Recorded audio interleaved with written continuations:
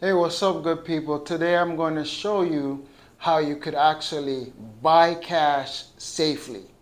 You heard that right, buy cash safely. It's similar to investment, but it's not investment, right? You can. That's the whole point of investing, right? You're really buying cash, or you're buying cash flow. When a person buy a business, they're buying cash flow that business generate. When a person say, I'm going to invest this $10,000 in the market and I want to get 15, 20, 30,000 back out of it, they're buying more cash, all right?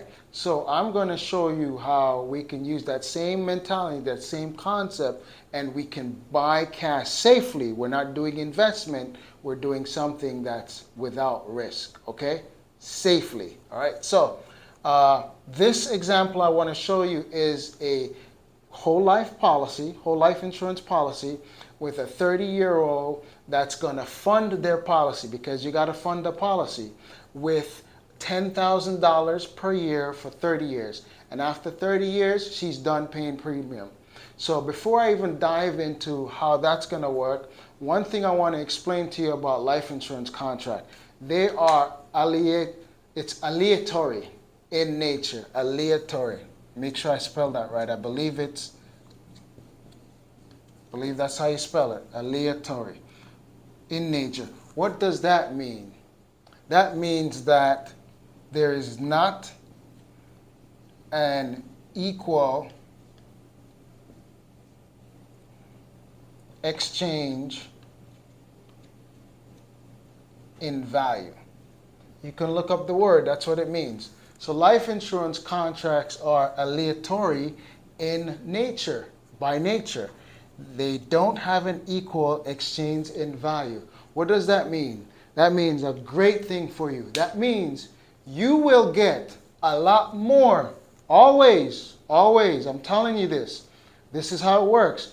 You will get a lot more in your life insurance policy in cash value or death benefit than you put into it. Okay? And this, again, we're talking about a permanent policy here, because you're always going to win if you go there, right? You're always going to get more in death benefit or cash value than you pay in premium. All right, so let's look at it. So remember, this person, 30-year-old female, paying $10,000, funding the policy. You do have to fund the policy. This is not a freebie. $10,000 per year for 30 years. So this policy is designed for maximum cash value. So that's why I have max funded here. It's max funded. You're putting most of the premium dollars in the cash value bucket, and as little as you can for the death benefit to give you whatever death benefit you can get away with without violating the IRS codes and making the policy a MEC, which means you'd have to pay taxes. So we don't want to do that. All right. So $10,000 in the first year, this person has $8,400. Pretty good. Pretty good. In year 5, remember, you're buying. Just think of it this way: you're buying. Year 5, now they have $50,000 that they put into the policy. In cash value, they've got $48,356.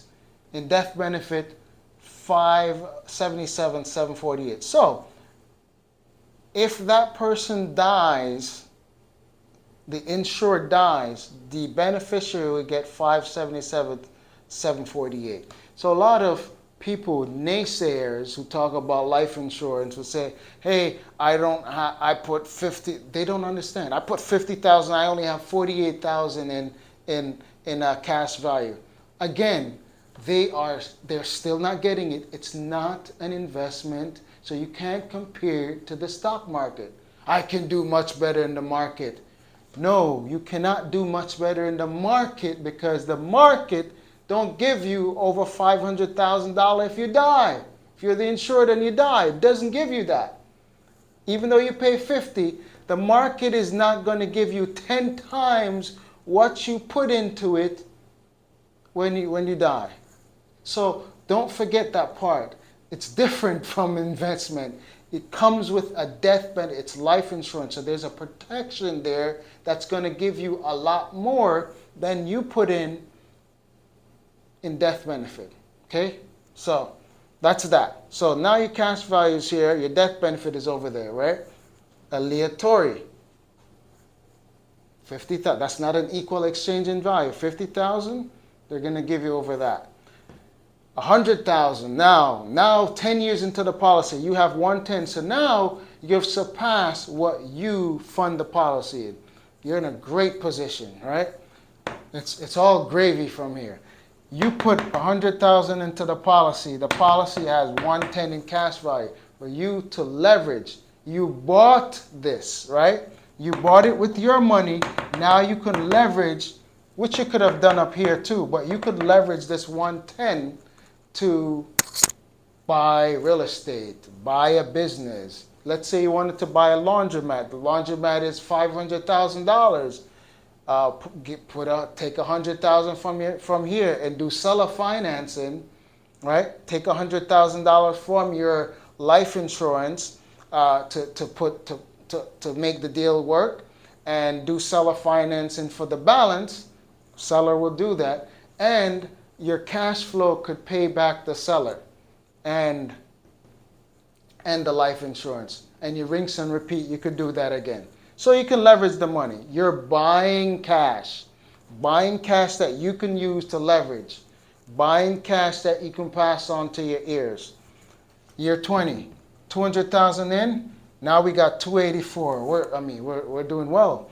And we got look at the death benefit, 1.486 in death benefit. So this person died. The insurer dies here. The beneficiary, I'm sorry, I'm off a line here. This will be 1.134. Then in year 30, 300,000. Now remember I said we're funding it for 10 years, for 30 years, out 10,000. So 300,000 we're done funding.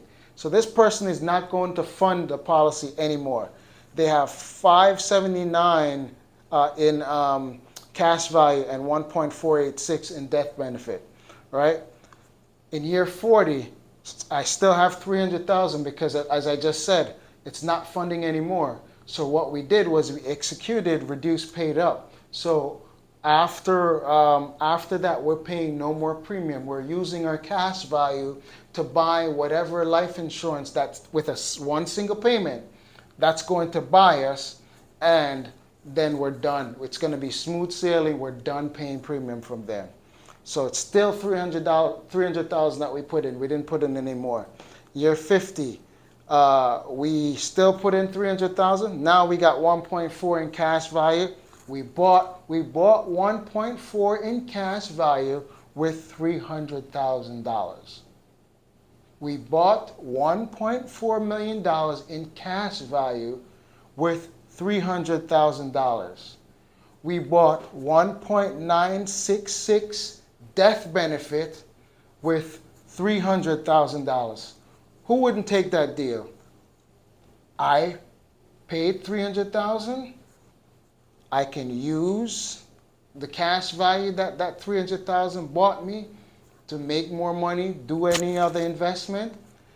And my heirs, I use that $300,000 to buy 1.966 of death benefit to my heirs. They're going to get that money. And what should they do with that money? Build generational wealth. They should put it back into life insurance policy to do the same thing. Now they're starting from a much more powerful position than I start. Much more powerful. I transferred them a lot more money than I paid for the policy. Now they have a lot more money they can go put into a policy, and they could double, triple, quadruple what I did. Right? So that's how you could actually buy cash. You can buy income. You can buy the ability to leverage your own cash. You can buy more money than you put in. So your heirs will be in a better position than you. You can buy generational wealth by doing this, right? Hopefully that makes sense to you. If you have any questions, please feel free to leave it in the comment section. If there's something that wasn't clear, please feel free to ask the question. I'll be more than happy to answer it for you. I like to make sure that there's some clarity, that people understand the concept. And I want you to take this away. Make sure you understand that this type of strategy is not only reserved for wealthy people.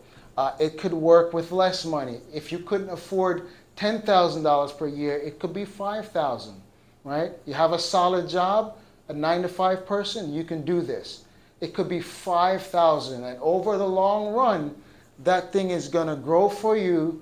You're buying cash for the future to use, and you're buying cash to pass on to the next generation, and you need to tell them what to do with it and how to use it so they could actually quadruple what you did. All right?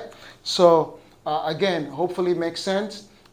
Feel free to leave a comment, ask any questions you might have. If you do like the content, let me know by giving me a like. That's the only way I can know, so I can put out more content for you. Share it with someone that could use the information as well. And if you haven't subscribed, I'm not sure what you're waiting on, because you need to subscribe so you can get this information. It's free.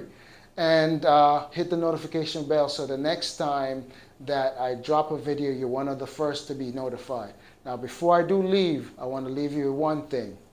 Everything that I just explained to you and a lot more is in this book right here. It's my first book. It's called Get Your Life Together. Get Your Life Together. Now available on Amazon. So you can get a copy, and everything that you need to know as a consumer about life insurance, or as a new agent about life insurance, you can find it in this book. All right? So get your copy. Until next time, I'll talk to you soon.